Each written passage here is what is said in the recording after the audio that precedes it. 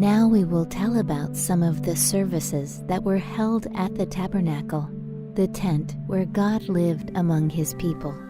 Every morning at sunrise, the priests came to the great altar that was before the tabernacle and raked the fire and placed fresh wood upon it so that it would burn brightly.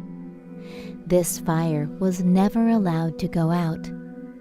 God had kindled it himself, and the priests watched it closely and kept wood at hand so that it was always burning. Even while the altar was being carried from one place to another, the embers and live coals of the fire were kept in a covered pan and were taken to the new place for the altar without being allowed to die out. And from the embers of the old fire, a new fire was made on the altar.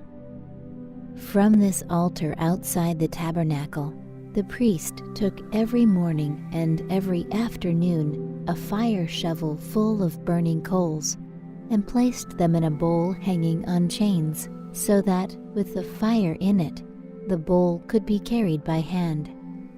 This bowl with the chains was called a censer.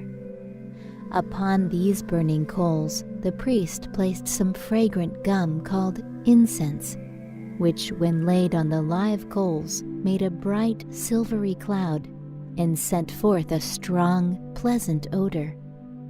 The incense in the censer the priest carried into the holy place, and there laid it on the golden altar of incense, which stood next to the veil. This was to teach the Israelites that, like the cloud of incense, their prayers should go up to God. About 9 o'clock in the morning, the priest brought a young ox or lamb and killed it, and caught its blood in a basin. Then he laid the ox or the lamb on the wood which was burning on the altar in front of the tabernacle, and on the fire he poured also the blood of the slain beast, and then he stood by while the blood and the animal were burned to ashes. This was the offering or sacrifice for all the people of Israel together, and it was offered every morning and every afternoon. It meant that as the lamb or the ox gave up his life, so all the people were to give themselves to God, to be his and only his. And it meant also that as they gave themselves to God, God would forgive and take away their sins. There was another meaning in all this service.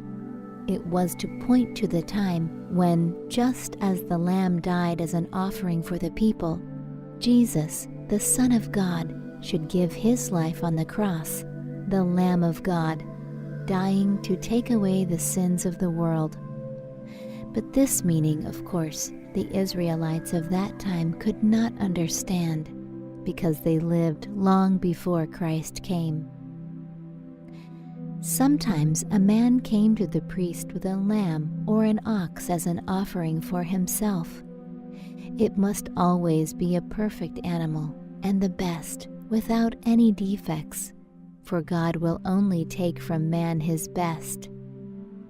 The man who wished to worship God led his lamb to the entrance of the court by the altar and laid his hands upon its head as if to say, "This animal stands in my place, and when I give it to God, I give myself."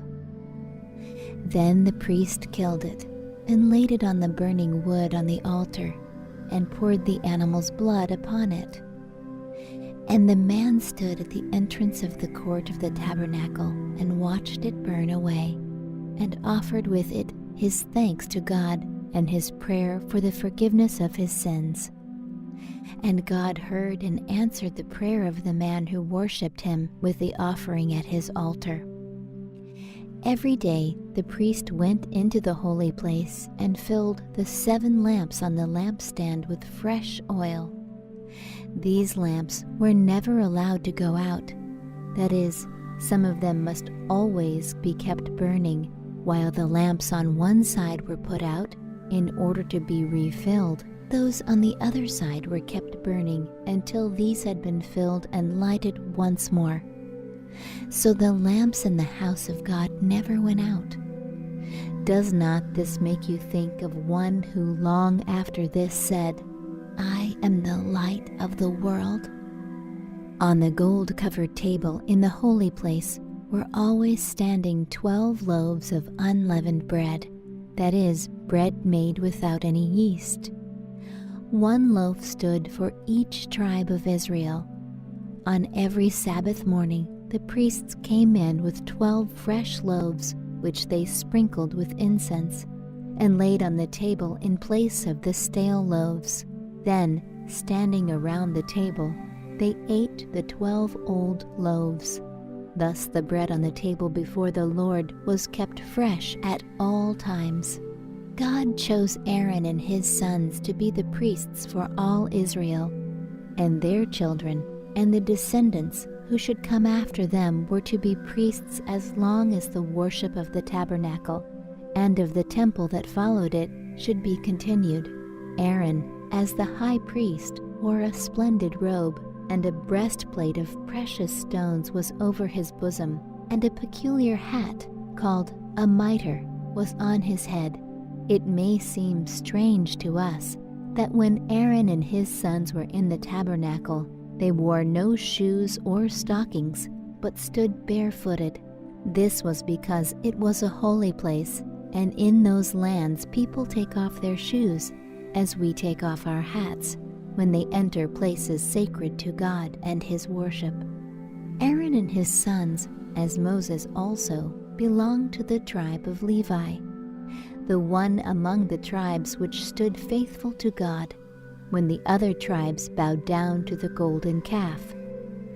This tribe was chosen to help the priests in the services of the tabernacle, though only Aaron and his sons could enter the holy place, and only the high priest could go into the Holy of Holies, where the Ark of the Covenant was, and he could enter on but one day in each year.